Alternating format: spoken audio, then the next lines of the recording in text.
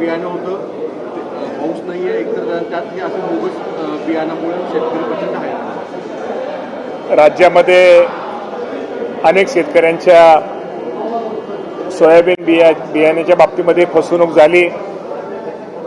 जे सोयाबीन त्यांनी पेरलं, जे लावलं, ते जी उगवण ही झाली नाही, अशा अनेक तक्रारी आमच्या कृषी विभागाकडे प्राप्त झाल्यानंतर आमच्या विभागाने त्या बाबतीमध्ये एकत्र येऊन अनेक ठिकाणची पाहणी केली, तपासणी केली आणि राज्यात जर सगळ्यात विचार जर केला तर सोयाबीन फसवणुकीच्या बाबतीमध्ये, सोयाबीन बियाण्याच्या फसवणुकीच्या बाबतीमध्ये साधारणतः 10 जिल्ह्यामध्ये जास्त तक्रारी आलेल्या आहेत.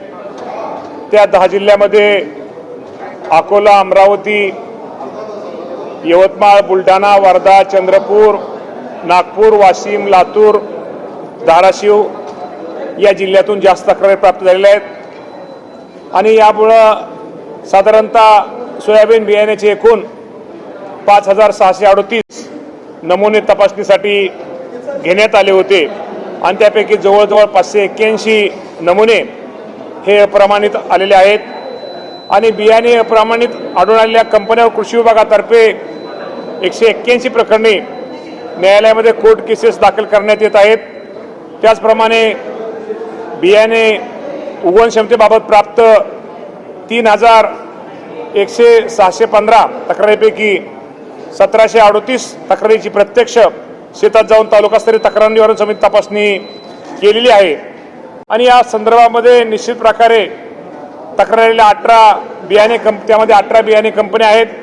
सर्वात जास्त तक्रारी ह्या booster plant genetic limited, Ravi hybrid, Parshva genetic, त्याचप्रमाणे इनोव्हेंग seeds, Oswal seeds, KDM seeds, green gold seeds, SN agri, Aditya seeds, vigor seeds, eagle seeds, Ankur seeds, श्रीसी seeds, Bapna seeds, Avani gold, SKB Ruchi seeds, Safal seeds, म्हणजे याप्रमाणे या तक्रारी प्राप्त झालेल्या आहेत.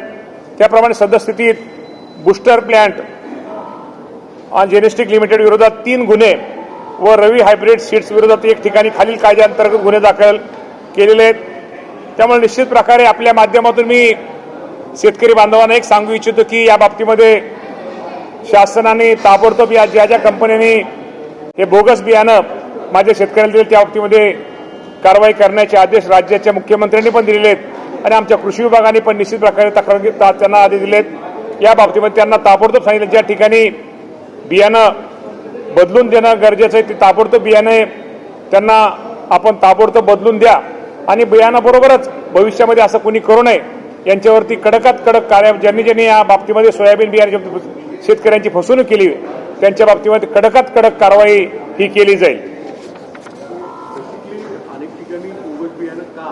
कारण की या सगळ्या गोष्टींवर नियंत्रण कृषी खात्याचं असणं म्हणजे आपल्या इथल्या ज्या ऑफिसर्स असतात त्यांनी पाहणी खाली केली नाही केल्या अचानक त्याच्यामुळे या गोष्टी घडल्या. कारण की एकतर बाजूला पाऊस नाही आहे त्याचा असं आपल्याला आपण म्हणतात ते बरोबर काही गोष्टी आणि ती बरोबर आहे काही गोष्टी आहे. परंतु शेवटी आपल्याला माहिती आहे की एकदा बियाणं दिल्यानंतर आपण त्याची काय बियाण्याची आपण हे करतो.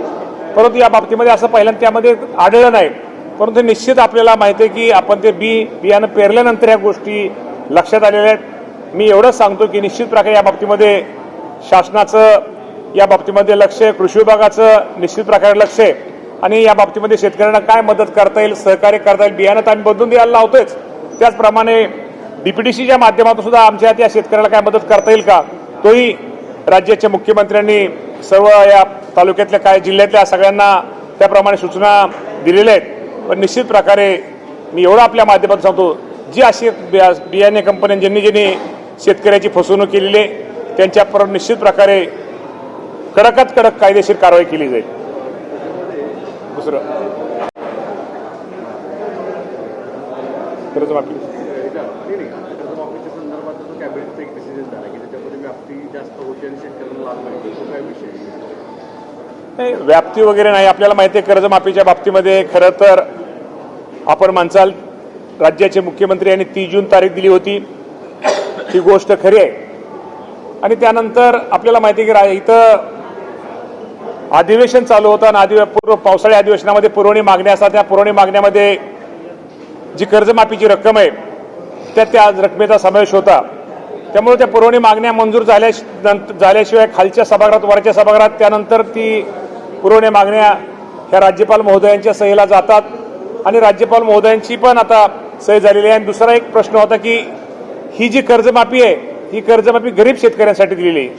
जे शेतकरी इन्कम टॅक्स भरतात हे मोठ्या शेतकऱ्यांसाठी ही कर्जमाफी नसल्यामुळं निश्चित प्रकारे इन्कम टॅक्सच्या बाबतीमध्ये यादी स्वतः मुख्यमंत्री देशाच्या अर्थमंत्री निर्मला सीतारामन ताईंशी बोलल्या, मॅडमशी बोलल्या आणि त्यांनीही आपल्याला परमिशन दिलेली.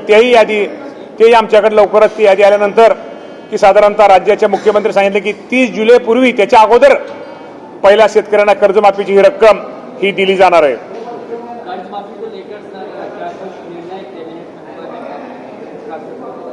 कर्जमाफी के निर्णय तो ये लिया गया है कि किसानों को जल्दी से जल्दी मदद मिलनी चाहिए. आपको मालूम है कि राज्य के प्रमुख हमारे देवेंद्र फडणवीस साहब ने बोला था कि 30 जून के पहले हम करेंगे, लेकिन आपको मालूम है अभी जो बजट चल रहा है उसमें पुरवनी डिमांड जो तो डिमांड में आपको मालूम है कि राज्यपाल महोदय की डिमांड में वो पास होना चाहिए. उसके बाद राज्यपाल महोदय की सिग्नेचर होनी चाहिए. और इसको बाद ये जो योजना है हम गरीब किसानों को लिए दे रहे हैं. जो बड़े किसान जो इनकम टैक्स भरते उनके लिए नहीं.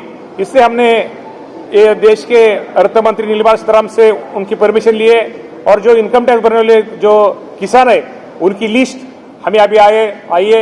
इसके बाद हम उसका ये करेंगे, उस करके 30 जुलाई के पहले ये कर्ज माफी हम करेंगे. कितने किसानों की ये कर्ज माफी होगी, कितने किसान इससे लाभान्वित होंगे और कितने आपको मालूम है कि इससे कर्ज माफी का जो किसान है 56 लाख के ऊपर किसानों की संख्या होगी. रकम तो पहले हम बताते हमारे सीएम साहब ने बोला था कि 36,000 करोड़ के 36,585 करोड़ रकम थी. लेकिन अभी आपको जो मालूम है पहले जो महात्मा फुले योजना में जो कर्ज माफी मिली थी 2019 में उसमें जो रकम थी उसमें 50,000 का हमने प्रोत्साहन दिया था. लेकिन अभी वो भी 2 लाख रुपए किए. उससे बढ़ जाएगी मेरे ख्याल से 5,000 से ऊपर ये रकम बढ़ जाएगी. और इससे मेरे ख्याल से 41-42 हजार कोटी रकम 1000 कोटी रकम तक किसानों को मदद मिल जाएगी. एक प्राथमिक सवाल है, बारिश को लेकर महाराष्ट्र के इतर विदर्भ और मराठवाड़ा में क्या स्थिति है और फसलों को किसान किस तरीके से? आपको तो मालूम है कि अभी तो हवामान बदल हो रहा है. बारिश किधर ज्यादा गिरती है किधर कम गिरती है और बारिश की वजह से जिधर भी किसानों का नुकसान हो गया है उस पर हमारे जो महसूल के हमारे अधिकारी है, हमारे कृषि विभाग के अधिकारी, उनको हमने बोला है कि जिसका नुकसान हुआ है उसका अपने पंचनामा करो और उसके बाद में जो अहवाल प्राप्त मिलने के बाद हम सबको हमारा सरकार मदत करेगी. सर फक्त सध्या पावसाची परिस्थिती काय असणार आहे, कारण की दुबार पेरणी करावी का नाही करावी असं सध्या पावसाची आपल्याला माहिती आहे. हवामान विभागाचा अंदाज आहे की ह्या महिन्यामध्ये पाऊस हा थोडा कमी जास्त पडेल. पण त्यांचा एक अंदाज आहे की विदर्भामध्ये साधारणतः 20-25 तारखेच्या पुढे विदर्भ नागपूर भागामध्ये पाऊस जास्त पडावा असा हवामान विभागाचा अंदाज आहे. आणि असे प्रामाणिकपणे शेतकऱ्यांचा प्रतिनिधी म्हणून त्यांचा अंदाज खरा ठरावा आणि निश्चित प्रकारे राज्यामध्ये सर्वदूर सगळीकडे पाऊस चांगल्या प्रकारचा पडावा. आपल्याला माहिती आहे की आजपर्यंत आजचा जर विचार केला तर साधारणतः राज्यामध्ये 67% पेरणी ही आपल्या राज्यामध्ये झालेली आहे. आणि विभागाचा जर विचार केला तर अमरावती विभागामध्ये सर्वात जास्त पेरणी झालेली आहे आणि सर्वात कमी पेरणीचा विचार केला तर नंदुरबार विभागामध्ये सर्वात कमी पेरणी झालेली आहे. परंतु निश्चित प्रकारे काही ठिकाणी वापसा अजून मिळालेला नाही. वापसा झाल्यानंतर किंवा जमिनीचा ओलावा बघून ही पेरणी लवकर होईल. साधारणतः जुलै अखेर माझ्या माहितीप्रमाणे निश्चित प्रकारे राज्यामध्ये चांगल्या प्रकारची जवळजवळ पेरणी जो आपल्याला अपेक्षित पेरणी धरलेली तेवढी जुलै अखेर पेरणी व्हायला हरकत नसावी. राष्ट्रवादीच्या नेत्यांमध्ये कुठेतरी संवाद नाही, कुठेतरी संवाद असायला पाहिजे अशा प्रकारचं वक्तव्य सरचिटणीस ब्रिजमोहन श्रीवास्तव आपल्या पक्षाचे ते करताना दिसत आहेत. कुठेतरी पक्षाच्या समोरची जी आव्हानं दूर करण्यासाठी पक्षातील नेत्यांनी एकत्र येणं गरजेचं असल्याचं पक्षांतर्गतचा हा वाद आहे. आमच्या राष्ट्रवादी पक्षासमोर कुठल्याही प्रकारचे आव्हान नाही आहेत. सुनेत्रावहिनी पवार हे आमच्या पक्षाच्या राष्ट्रीय अध्यक्ष आहेत. प्रफुल्ल पटेल साहेब असतील, सुनील तटकरे साहेब असतील, छगन भुजबळ साहेब असतील, हे सगळे नेते, आमचे प्रमुख नेते, हे आमचे तुम्हाला सर्वांना माहिती आहे की खूप जनतेचं काम करणारे, सर्वसामान्य सगळ्या जनतेमध्ये मिसळणारे नेते आहेत. त्यामुळे कोण काय टीका करते, ज्या लोकांना काहीच आधार नसतो, काहीच त्यांना हे नसतं, हे विनाकारण टीका करून प्रकाश झोतात येण्यासाठी काही लोक हे खरं तर चुकीचे स्टेटमेंट करत असतात. अशा स्टेटमेंटवर आम्ही महत्त्व देत नाहीये. सुनेत्रावहिनी पवार यांच्या नेतृत्वाखाली हा राष्ट्रवादी पक्ष हा महाराष्ट्रामध्ये भक्कम आहे.